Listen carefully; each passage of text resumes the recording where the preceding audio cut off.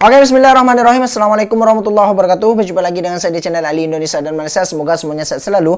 Dalam lindungan Allah SWT diberikan kesehatan, keselamatan dunia dan akhirat. Dan semoga yang nonton video saya yang sakit dekat segala penyakitnya. Dan apa yang dicita-citakan tercapai dikabulkan oleh Allah SWT. Amin, amin, ya rabbal alamin.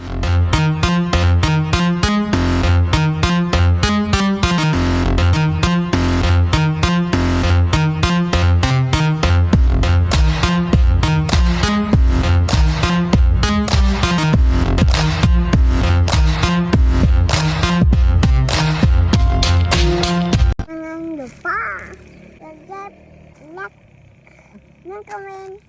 Terima kasih. Bye bye. Mama.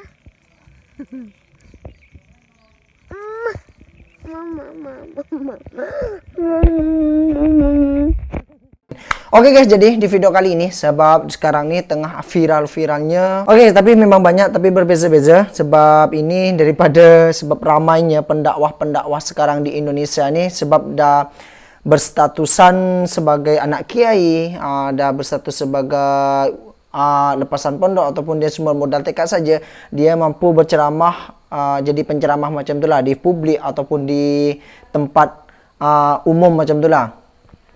Jadi sebab banyak juga ceramah-ceramahnya yang nyeleneh ataupun yang tidak tidak sesuai macam itulah. Sebab dekat sini saya bukan ahlinya, tapi dekat sini saya nak buat video reaction. Video reaction tapi saya reaction macam itulah. Sebab saya nak buat penjelasan, takut saya silap macam tu. Sebab dekat sini ada bahasa-bahasa yang saya tak faham, dan dekat sini dijelaskan oleh abangnya macam itulah. Dan nanti saya videonya, sebab ini ada perbedaan di Malaysia macam itulah. Sebab bedanya macam itulah penceramah di Malaysia dan penceramah di Indonesia. Oke, jadi sekarang ni biar tak lama-lama lah, sebab mungkin videonya cukup lama juga guys. Tapi nanti saya akan potong dan saya ambil sebagian yang seperlunya saja macam itulah. Jadi dekat sini nih ada penceramah, dia seorang Gus. Seorang juga, tapi ada beberapa juga lah pendakwah-pendakwah yang viral kemarin tu macam menyeleneh daripada ajaran-ajaran agama Islam macam tu lah guys. Tapi dia menceramah dekat sini, dia di ceramahnya dekat situ dia pakai bahasa Jawa, tapi yang saya faham dekat situ, saya dah nonton dekat situ, dia cakap semua agama katanya sama. Jadi katanya kalau Katolik ataupun Kristen ataupun Buddha ataupun Yesus, dia sembah patung ke, dia sembah kalau India kan dia sembah lembu. Dia katanya sama-sama sembah Tuhan katanya guys. Jadi tujuannya sama katanya guys. Cuma tujuan sama, cuma apa yang dia orang sembah tu, dia sembah patung ke, sembah batu ke, dia sembah api ke, dia katanya sembah Tuhan katanya guys. Macam itulah. Oke, jadi biar tak lama-lama dekat sini kita tengok saja videonya. Oke guys, biar tak lama-lama videonya kita mulai. 1, 2, 3 play. Assalamualaikum warahmatullahi wabarakatuh. Ini adalah video yang akan saya reaksi. Lagi-lagi ini adalah oknum Gus, teman-teman. Kemarin kan saya bahas itu ini modal Gus katanya guys. Umi Laila yang juga anaknya seorang kiai. Kalau perempuan kan julukannya Ning. Kalau laki-laki julukannya Gus. Oke, jadi kejap. Yang Ning Umi Laila ini dia viral yang kemarin tuh guys ya. Dia ada konflik. Dia berceramah tapi dia langsung menyebutkan nama yang dia contohkan macam itulah. Dia sebut sebab pengguna narkoba lah, tapi yang pengguna narkoba ni orang tuanya katanya melarang buat lagu secara berdakwah macam itulah. Dia katanya jangan gunakan benda ini, haram macam itulah, narkoba macam itulah. Lepas tu dia sebut namanya secara tidak langsung, anaknya katanya terjerumus ke benda haram tu. Lepas tu dia sebut namanya macam itulah, sebut namanya yang dia contohkan macam itulah. Oke, lanjut. Nah, kali ini Gus, teman-teman ya. Jadi nasab itu tidak menjamin kebenaran seseorang. Bapaknya bisa saja benar, tapi anaknya belum tentu benar. Kakeknya bisa saja benar, tapi cucu-cucunya belum tentu benar. Jadi ini bukan masalah Gus atau Ningnya ya, tetapi pemahamannya yang keliru yang harus kita luruskan. Dan betul apa kata abang. Kata abang ni mungkin seorang ustaz juga guys, sebab dia kalau dia buat kontennya tentang pembahasan ataupun ceramah orang yang keliru tuh dia bahas macam itulah. Ini fatal sekali karena kekeliruannya masalah akidah. Akidah itu kalau keliru bukan lagi sekedar halal haram, tapi bisa jatuh kepada dosa yang sangat besar sekali, yaitu kita baca dekat sini ya guys.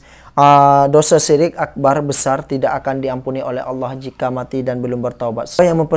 Sesungguhnya Allah tidak akan mengampuni dosa syirik dan Dia mengampuni segala dosa selain dosa syirik. Bagi siapa yang dikehendakinya, barang siapa yang mempersekutukan Allah, maka sesungguhnya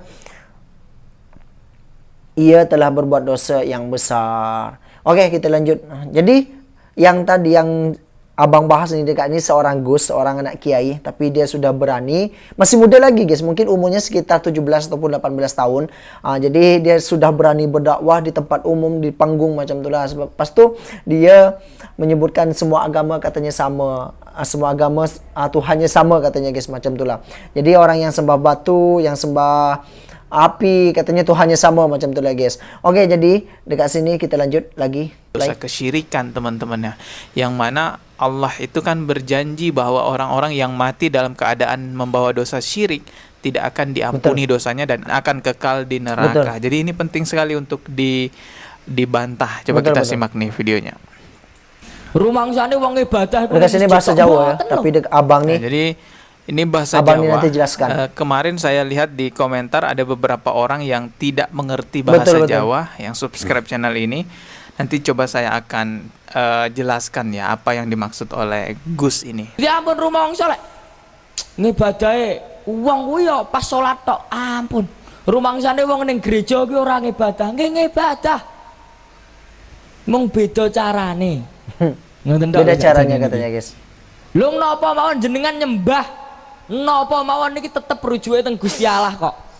Ini yang parah ya, karena betul. Mengatakan bahwa orang nyembah apa saja pasti itu menyembah Allah juga katanya gitu ya. Jadi orang nyembah patung, nyembah pohon, nyembah batu itu dianggap nyembah Allah juga katanya. Mergo Gusti Allah sing gawe apa wae terus apa wae.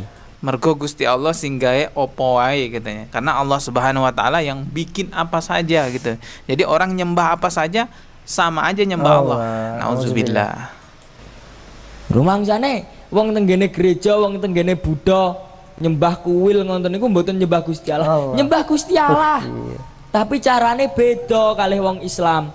Astagfirullahalazim. Dia bilang emangnya orang yang di kuil, yang di gereja atau di tempat ibadah agama lain gitu ya, emangnya itu nggak nyembah Allah katanya? Itu nyembah Allah juga, cuma caranya saja yang beda. Parah kan teman-teman? Ya, saya minum dulu ya, biar nggak terlalu tegang lah. Bismillah. Memang sangat parah betul lah guys.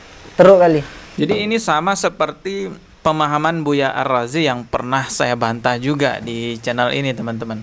Coba teman-teman simak dulu video berikut ini. Tuhan itu cuma namanya sama yang dengan beda-beda, dia satu. Sama dengan ceramah dengan dia guys. Jadi makna la ilaha illallah, tiada yang disembah kecuali Allah. Apa aja yang disembah di alam semesta sebenarnya orang nyembah Allah. Salah betul. Tapi nyembahnya ada yang sempurna, ada yang tidak sempurna. Wajar kemudian Nabi Isa itu disembah, itu wajar. Karena yang kelihatan oleh mereka bukan Isa. Jadi kalau orang tuh nyembah Nabi Isa yang kelihatan sifat Allah, dia muwahhid. Dia dihisapnya aman. Ini sama saja mencari pembenaran menyembah kepada selain Allah Subhanahu wa taala. Padahal jelas sekali teman-teman, makna la ilaha illallah itu adalah tiada yang berhak disembah kecuali Allah Subhanahu wa taala.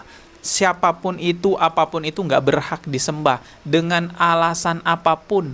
Walaupun kita menganggap, oh ini di mos ini saya melihat ada sifat Allah, saya sembah, ini sama saja saya menyembah Allah. Nggak boleh. Betul guys. Karena kita nggak boleh nyembah yang lain dengan alasan apapun. Nyembah itu harus satu-satunya kepada Allah. Saya sering sekali menyampaikan di sini teman-teman bahwa semua dakwanya para nabi dan rasul yaitu sama, mengajak umat manusia untuk menyembah satu-satunya kepada Allah Subhanahu wa taala. Hukum syariatnya Nabi Adam alaihi salam dengan hukum syariat Nabi Muhammad sallallahu alaihi wasallam bisa saja berbeda. Tapi akidah penyembahannya sama, yaitu menyembah satu-satunya kepada Allah Subhanahu wa taala. Begitulah dakwah para nabi dan rasul. Lalu ada orang di masa sekarang mengatakan nyembah apa saja itu boleh, sama saja menyembah Allah. Ente siapa? Lho napa mawon jenengan nyembah? Napa mawon niki tetep rujuke teng Gusti Allah kok. Mergo Gusti Allah sing gawe apa wae terus apa wae. Rumangsane wong tenggene gereja, wong tenggene Buddha nyembah kuil ngoten niku mboten nyembah Gusti Allah. Nyembah Gusti Allah. Jangankan para nabi dan rasul, para sahabat, tabi'ut tabi'in, bahkan 4 imam mazhab sekalipun yang ilmunya dipakai seluruh umat Islam di dunia saat ini, nggak ada yang berpendapat begitu. Semoga oknum Gus itu diingatkan sama bapaknya ya. Kan kalau Gus itu kan berarti bapaknya kiai. Tapi kalau bapaknya juga berpemahaman begitu, wah kacau guys. Minum dulu dah. Kacau. Bismillah. Kacau itu. Teman-teman, kalau kita menganggap bahwa semua agama sama, menyembah apa saja benar, di India itu ada orang yang menyembah toilet karena menganggap toilet itu bisa memberikan kenyamanan kepada mereka. Sebagai muslim nih, maukah kita mengatakan bahwa menyembah toilet juga menyembah Allah? Nauzubillahi min zalik. Itulah betapa kacaunya berlogika menyembah apa saja dianggap juga menyembah Allah. Bahkan di Amerika, teman-teman, ada sekte penyembah iblis. Jadi dia benar-benar nyembah iblis untuk mendapatkan ketenaran, untuk mendapatkan kekayaan. Nah, kalau kita mengatakan orang nyembah apa saja berarti juga nyembah Allah, bagaimana orang-orang yang nyembah iblis? Maukah kita katakan bahwa nyembah iblis juga nyembah Allah? Nauzubillahi min zalik. Ini keliru. Allah tuh sudah menetapkan inna dina indallahil Islam. Sesungguhnya agama yang diridhoi di sisi Allah hanya Islam. Fitnah akhir zaman memang dahsyat sekali, teman-teman ya. Ini belum Dajjal jadi itu yang... saja guys videonya daripada abang nih. Dekat situ makna daripada la ilaha illallah itu memang sudah sangat jelas. Kalau yang kita wajib sembah itu hanyalah Allah, yang berhak disembah itu hanyalah Allah. Tapi dekat situ Agus tuh katakan menyembah apa saja yang ada di yang sembarangan yang disembah itu, sebab semuanya dah ciptaan Allah. Jadi dia kata tujuannya menyembah Allah, katanya guys, macam tu. Memang ini memang sangat keliru besar. Nah, dekat sini perbedaannya, kalau di Indonesia dan Malaysia ini semuanya ustaz macam tu kan. Jadi ustaz, kalau di Indonesia kan ustaz ni ustaz, lepas tu kiai ataupun pendakwah ataupun ceramah macam tu. Dekat situ memang tak ada tak tahulah ada sertifikat atau tak macam tu. Memang semuanya ada. Tapi dekat sini kalau penceramah itu dia macam yang dalam video tadi itu kan semuanya cuma anak seorang anak kiai macam tu sudah berani, sudah ditampilkan dia berdakwah berceramah di tempat umum ataupun di atas pentas ataupun di atas panggung macam tu, tapi dia penceramahannya nyeleneh, memakai logika macam tu lah guys. Jadi dekat situ dia samakan orang yang menyembah apa saja yang dia sembah, katanya tujuannya sama menyembah Gusti Allah, katanya guys. Jadi dia kalau pemahamannya memakai logika memang sangat kacau. Jadi Allah sudah tetapkan dekat situ Islam yang agama yang diridhoi oleh Allah Subhanahu wa taala adalah agama Islam macam itulah. Oke, dekat sini perbedaannya kalau di Indonesia seorang ustadz itu berceramah di tempat umum sudah boleh, sudah boleh, ataupun seorang kiai berceramah di tempat umum macam itulah. Jadi dia tanpa ada sertifikat pun tak apa guys, macam tu dia sudah boleh berceramah macam tu. Jadi jadinya macam inilah.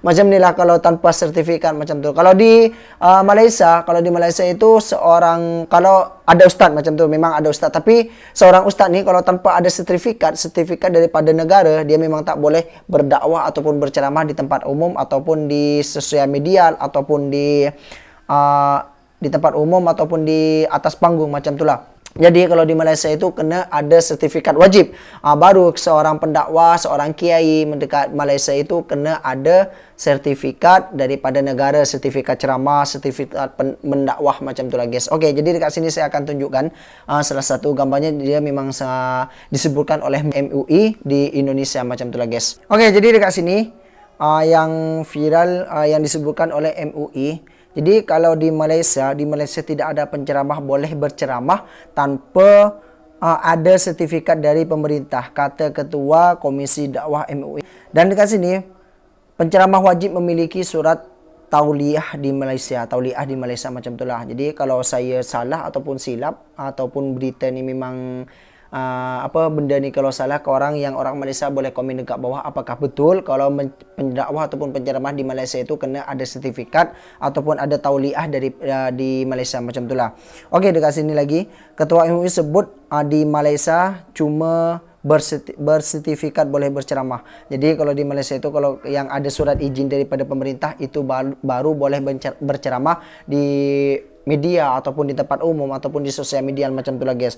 Jadi kalau di Indonesia itu sudah berserakan macam itulah. Jadi kalau yang sudah kiai-kiai itu memang kita sudah apa ya, memaklumkan, sudah biasa macam itu. Tapi dekat sini yang baru jadi ustadz ataupun yang jadi ustazah, bastu yang cuma setakat gelar anaknya kiai yang dipanggil Gus, baru dia umurnya cuma berapa belas tahun ataupun masih budak lagi sudah berani, sudah menampilkan berceramah di tempat umum ataupun di atas panggung. Dekat situ pun ceramahnya semua memakai logika. Katanya semua benda yang kita sembah, semua agama yang kita sembah ini semuanya tujuannya sama kepada Gusti Allah, katanya guys. Oke, jadi kalau saya silap kepada orang Malaysia nih, kalau silap, apakah betul di Malaysia itu ceramahnya kena ada sertifikat ataupun surat izin daripada pemerintahan di Malaysia macam itu guys. Oke, jadi korang komen dekat bawah. Cukup sekian videonya, semoga bermanfaat dan kita kena berhati-hati juga sebab dekat sekarang nih banyak sekali penceramah pastu fitnah-fitnah macam itu guys. Oke, cukup sekian videonya. Assalamualaikum warahmatullahi wabarakatuh. Jumpa lagi di video selanjutnya.